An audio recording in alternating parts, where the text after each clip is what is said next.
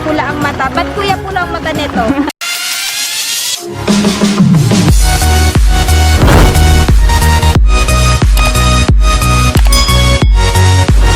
Hi mga langga! Welcome to my channel. And today, pupunta po tayo ngayon sa isa sa pinaka-known na travel destination dito sa Davao. At ito ay ang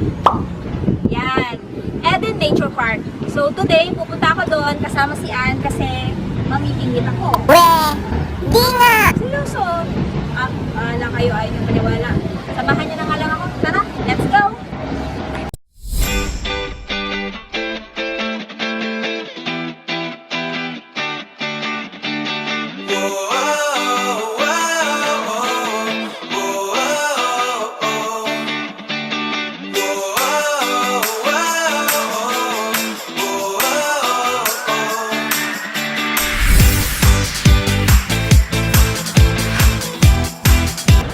Entrance with food, ma'am. Pili lang po isa. Lunch, snacks, or fishing. Bali, yung fishing sa amin. Okay. Fishing is consumable, ma'am. Sa 800 yung dapat ubusin doon. Okay. Tapos, kung mamingwit, ang kilo is 370 sa 800 LS, pati ang cooking charges. Okay. Tapos, kung maka-order tayo ng chicken barbecue, sa 800 pa rin na mas maganda. Okay. Kung mag-exceed, ma'am, sa 800, additional budget. Okay. Fishing dyan ang harap, ma'am. Pwede mapunta anytime. Last weekend, golden day. Yung mga activities sa resort din sa mga sa Erica Marquez. Etong tour schedule ko, 2:45 at 3:45 sa Resort Activities. Yung ride, located sa labas, matapos mga 40 to 20 stop sa lunch break. Tapos na Luzon 1. Doon tayo mag-stay. So, ito lahat may tatong anytime. Mag-avail lang naman. Tapos, ito yung kanilang mga activities. And wala yung rate nila. So, kami ngayon, pupunta na kami ng fishing day. Ang 71 na right?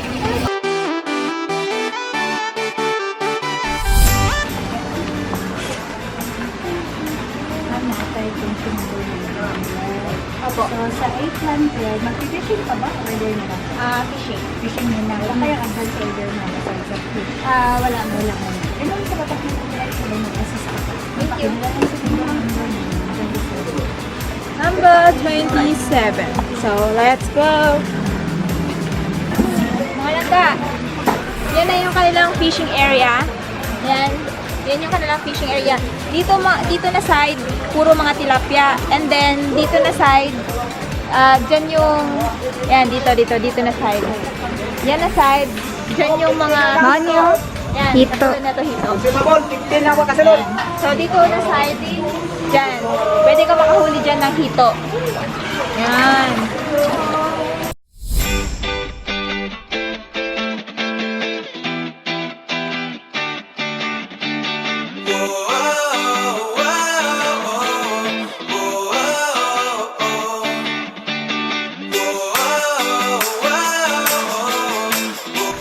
Tara, pasok po tayo sa ating muntintahan. So cute. So yun mga langga, bali kararating lang nga namin dito. Katulad ng sinabi ng babae kanina, yung per head dito sa fishing village is 400. So dalawa kami ni Ann, so yung binayaran namin is 800. So yung 800 na yun, consumable yun na. Bali if ever makahuli kayo ng isda, kikiluhin yun. Tapos kung magkano yung amount ng isda, kasi yung isda is 370 per kilo. So kung makakakuha kayo ng more than sa 800 na binayaran nyo, magbabayad po kayo ng extra. Meron din po silang mga drinks and rice at saka yung mga juice. Kung if ever gusto nyo ding mag-avail nun, pwede din po yun maisama sa 800.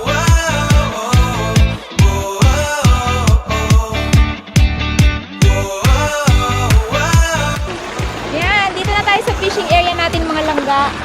So, nandito si Kuya. Yan si Kuya ang mag-assist. Tayo mag-assist sa amin. Sa pangalan mo ya? Ricky. Si Kuya Ricky. Kuya Ricky na lang po, ma'am. Kuya Ricky. Yes, ma'am. Oh, Kuya, dadag balde. Pupunin ko tong lahat. Ma'am, saan kayo mag-testa, ma'am? Ha? Dito or doon na Pwede sa ko kabila? sa gitna?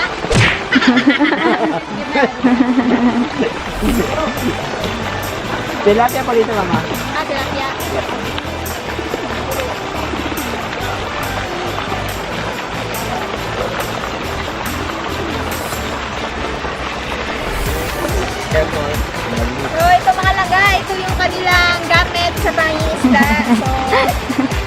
natin yung swerte natin kung malaki ba yung makuhuli ko.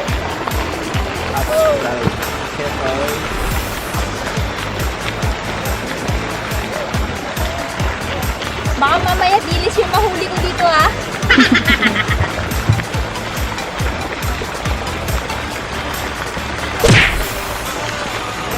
Ugaw nga tanay magiling kuran eh mga ano diraa tayo sa ano.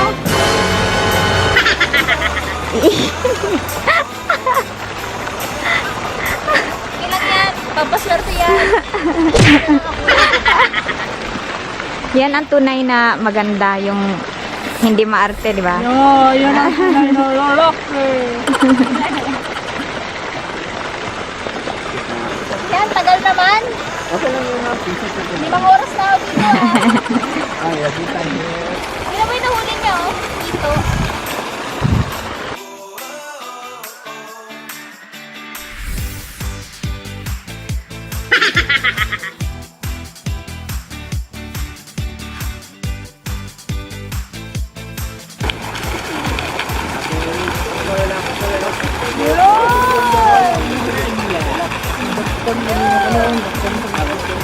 Huli na ako ng isa. Tingnan niyo mga langga, gano'ng kalaki. O, diba? So, eto na yung first catch ko.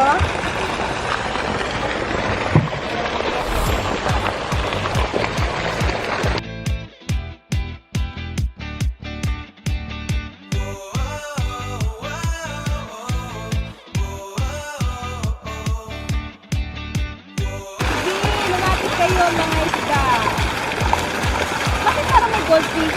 Red tilapia ma'am. Ha? Red tilapia. Red tilapia? May Yes. ganun? Albino. Kakain din yan. Siyempre. Ba't ikaw? Gusto ko yung red, bakit black? Mamili pa ah. Yan! This is my second catch. So, look. Tingnan nyo. Sabi nila, ang fresh na isda, eh hindi pula ang mata. Ba't kuya pula ang mata nito? Nananam. O, tingnan nyo.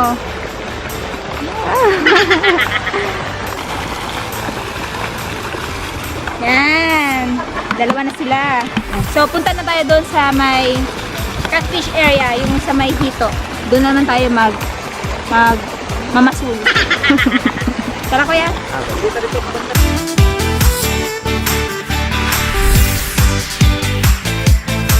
Hito. Okay na po kuya.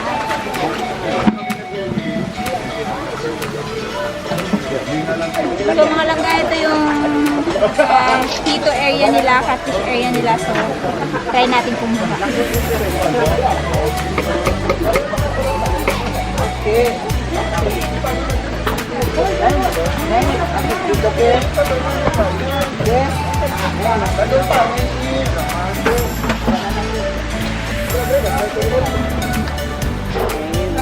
May nakuhuli na ako.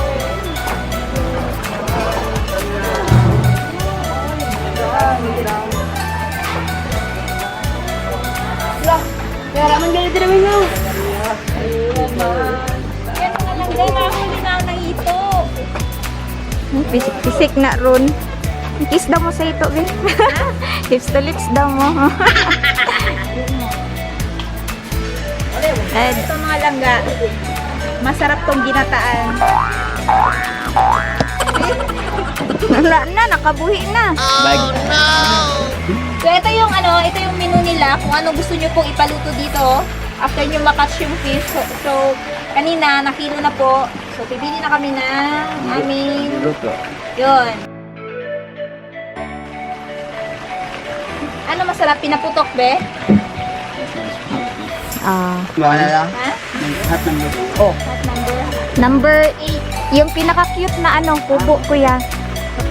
So, paano ba pumunta dito sa Eden Nature Park? So, if ever may plan kayong bumisita dito, pumasyal dito, o if ever galing kayo sa ibang lugar, so I suggest na from airport, mag-taxi na lang kayo para dire-diretso yung biyahe nyo papunta dito sa Eden Nature Park dito sa Turil, Davao. So, if ever naman po na tapos sa budget, pwede naman po kayo na mag-jeep from airport. Sasakay po kayo ng jeep na Pakirino, tapos bababa po kayo ng Davao Dock. And then from there, sasakay kayo ng jeep, tapos jeep na Paturilha. And then sasabihin nyo doon sa jeepney driver na ibaba kayo sa Mercury Drag na papuntang Eden Nature Park. And then from there naman din po, sasakay din po kayo ng habal-habal. So, yun po. Marami ding mga activities na pwedeng gawin dito sa Eden. Meron silang, yan. Meron din silang ganyan. And meron din silang ganyan. And hindi lang yan. Pati ito. Yan. So, kung if ever pupunta kayo dito sa Eden, I'm sure na mag-e-enjoy kayo. And aside from that, pwede din kayong, yun, katulad na ginawa kanina, nag-fishing ako. So, pwede na din kayong, yun, mag-lunch dito after nyo mag-fishing. So, this Eden, I recommend this place sa mga, yun, pamilya na gustong mag-unwind, mag-relax. Ito na yung nahuli namin isda. So, ito yung pinaputok na luto. Bali, ito yung dalawang tilapia. Tapos, ito yung grilled na catfish. Tapos, nagdagdag na lang kami ng salad, tsaka ng rice. Yan, ito yung salad nila. Yum yum!